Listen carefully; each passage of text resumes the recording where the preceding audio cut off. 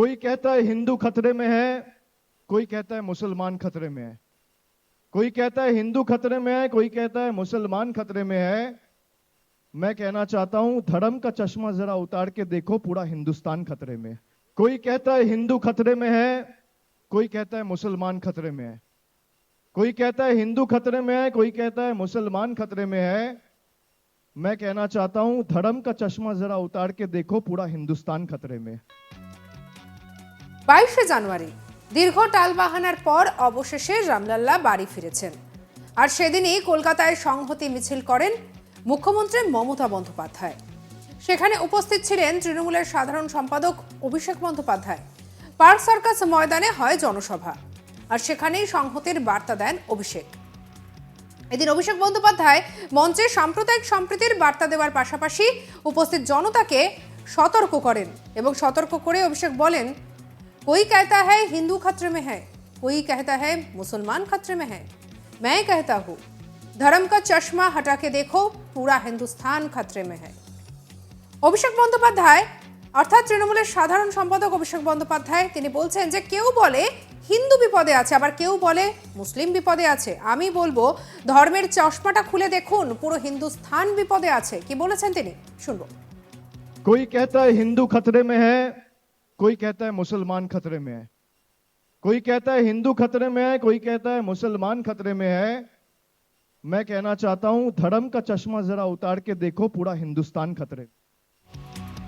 এদিন অভিষেক বন্দ্যোপাধ্যায় মঞ্চে বক্তব্য রাখতে গিয়ে বলেন, দিনটি আপনাদের কাছে গর্বের, কারণ গোটা দেশে যখন ধর্মের নামে অস্ত্রের ঝনঝনানি চলছে, তখন বাংলায় সব ধর্মের ঐক্য সংহতি সবকিছু দেখানো হয়েছে। রাজনীতি যখন করব মানুষের রুটি কাপড় মকান নিয়ে করব, গাজওয়ারি করে 21-এর ভোটে জিততে পারেনি, বাংলা থেকে কোটি কোটি টাকা নিয়ে গেছে। কি বলেছেন অভিষেক শুনবো। আজকের দিনটি অত্যন্ত গুরুত্বপূর্ণ এবং বাঙালি হিসেবে আমার কাছে অত্যন্ত গর্বের। গর্বের এই কারণে, তার কারণ একটি ধর্মীয় অনুষ্ঠানকে কেন্দ্র করে ভারতবর্ষের বিভিন্ন প্রান্তে যখন অস্ত্রের ঝনঝনানি চোখরাঙানি চলছে, আমার শহর আমার রাজ্যে ধর্ম দলমত বর্গ বর্ণ নির্বিশেষে লক্ষাধিক মানুষ পায়ে পা মিলিয়ে বাংলার একতা, বাংলার সম্প্রীতি সংহতি রক্ষা করেছে। এই কারণেই হয়তো মহামতি গোখলে বলতেন, what Bengal things today, India things tomorrow. এদিন অভিষেক বন্দ্যোপাধ্যায় বলেন, 2019 সালের পর থেকে তৃণমূল সরকার ধারাবাহিকভাবে উন্নয়নের ধারা অব্যাহত রেখেছে। রাস্তার টাকা, আবাসের টাকা বন্ধ করে দিয়েছে। রাজ্য থেকে 4,64,000 কোটি কেন্দ্র টাকা তুলে নিয়েছে।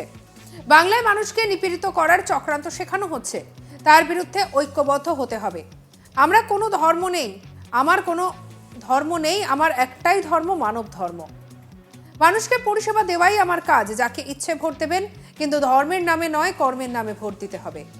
গণতন্ত্রে মানুষই যে শেষ কথা বলে, তার দাবি করেছেন অভিষেক।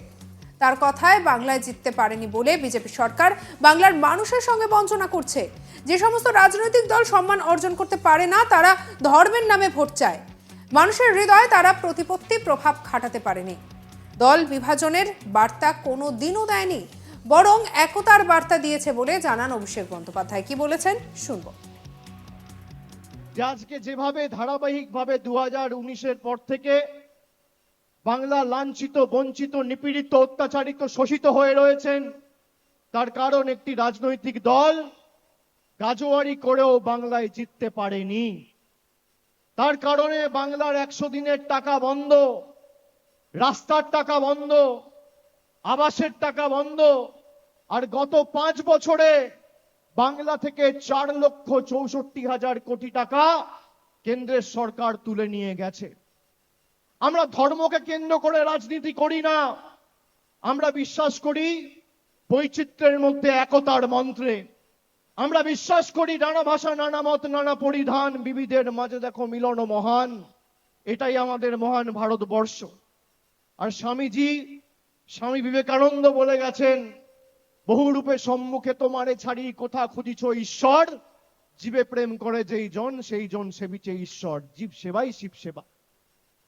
কিন্তু আজকে মূল বিষয়বস্তুগুলোকে বাইরে রেখে বাংলার মানুষকে নিপীড়িত করে রাখার যে একটা চক্রান্ত চলে আসছে, তার বিরুদ্ধে আমাদের ঐক্যবদ্ধ হয়ে লড়াইকে আগামী দিন সর্বাত্মক করতে হবে। এছাড়াও এদিন তিনি বলেন, ভোট ধর্মের নামে না, কর্মের নামে দিতে হবে। ভোট বাসস্থানের নামে দিতে হবে। ভোট 100 দিনের নামে দিতে হবে। কি বলেছেন তিনি, শুনবো। আমি আপনাদের মাধ্যমে, বিশেষ করে সংবাদ মাধ্যমের প্রতিনিধিরা যারা আছেন, আমি আপনাদের মাধ্যমে বাংলার প্রত্যেকটা মানুষকে বলতে চাই যে আগামী দিন নির্বাচনে আপনার যাকে ইচ্ছা আপনি তাকে ভোট দেবেন। আপনি তৃণমূলকে দিলে তৃণমূলকে দেবেন, সিপিএম কে দিলে সিপিএম কে দেবেন, বিজেপি কে দিলে বিজেপি কে দেবেন, কংগ্রেসকে দিলে কংগ্রেসকে দেবেন, কিন্তু ভোট ধর্মের নামে নয়, ভোট কর্মের নামে দিতে হবে।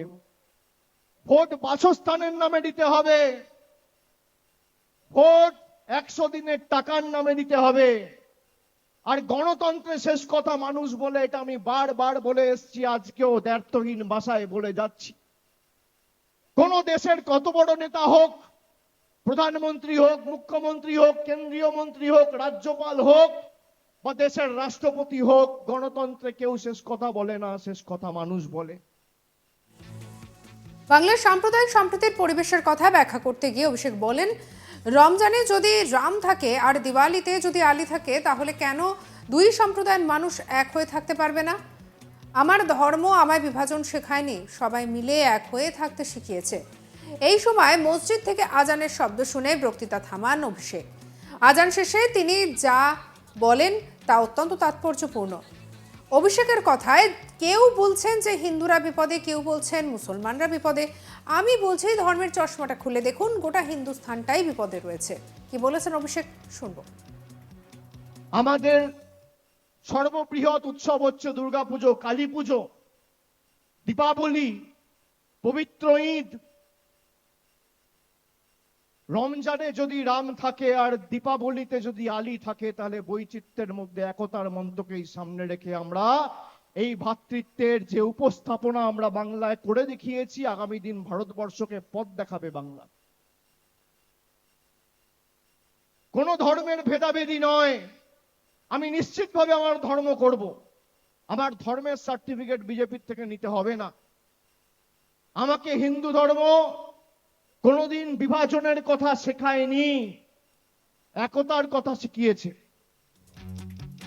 অভিষেক বন্দ্যোপাধ্যায়ের কথা এদিন যেন বেশ খানিকটা প্রভাব ফেলেছে। আর বিশেষ করে আমরা জানি যে 22শে জানুয়ারি ছিল রামলাল্লার প্রতিষ্ঠা দিবস অযোধ্যায়। আর সেই একই দিনে তৃণমূলের সংহতি মিছিল ছিল বাংলায়। আর এ নিয়ে রাজনৈতিক জলঘোলাও কম হয়নি।